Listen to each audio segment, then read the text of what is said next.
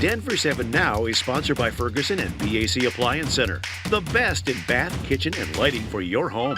I'm Ann Trujillo with your Denver 7 Now update. Tonight, RTD is going over a just-released plan to eliminate 6 routes and reduce service on 19 others. It's a last-ditch attempt to combat the operator shortage plaguing so many people's commutes. Denver 7's Lance Hernandez reports. The proposed cuts are intended to improve reliability, maintain safety, and reduce mandatory overtime. The lines that will be eliminated: Route 55, Old Town Arvada, 157 Community College Aurora, 236 Boulder Junction, 403 Lucent Boulevard, 16L West Colfax, and 99L Federal Center, South Kipling. Clearly, we would rather not be doing any of this, but this is our responsibility.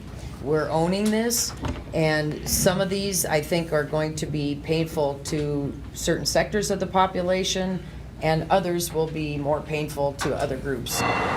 What do riders think? How dependable is RTD? At the moment, not so much. Some crave more dependability. Others not looking forward to planned cuts. Erica Brode works at the airport. She takes the R line and worries that any cuts on that line will impact life at home because she'll have to leave earlier to get to work.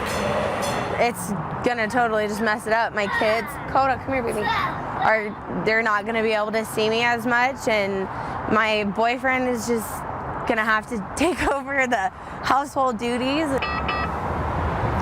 That was Lance Hernandez reporting. Denver's youngest ever school board member promised to shake things up, and he'll start by sitting down.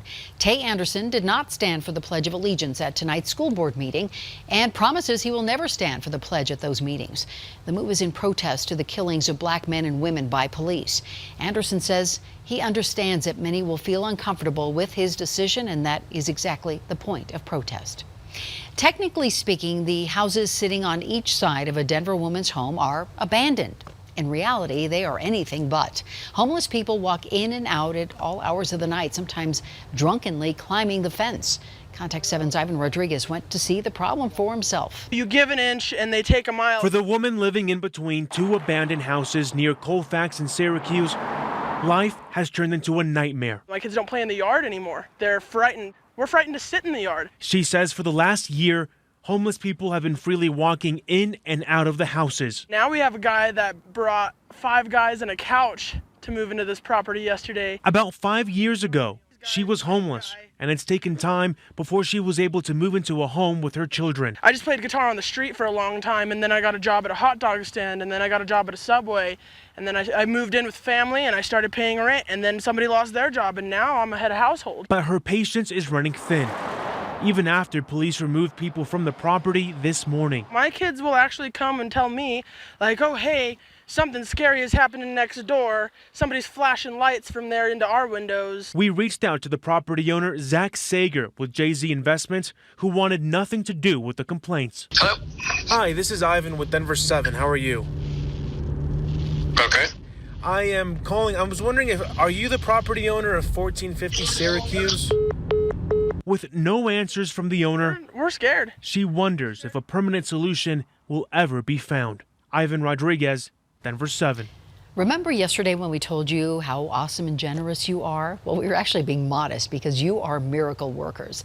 Monday, we held a drive for our Contact 7 General Fund. Basically, you give and then we use the money for people in need in our community. And we figured, who better to spend it on than Colorado kids? So today we went on a little shopping spree for Toys for Tots.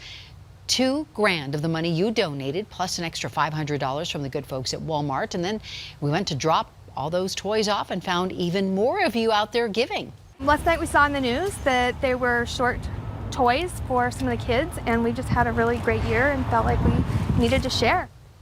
You have donated more than 10,000 toys in 3 days. And we're not even counting what we gave today with your donations. Toys for Tots will collect until 8 o'clock Sunday night. And thank you for helping. And thanks for watching this Denver 7 Now update. Make sure to download the Denver 7 app for your smartphone to get breaking news and alerts around the clock. I'm Ann Trujillo.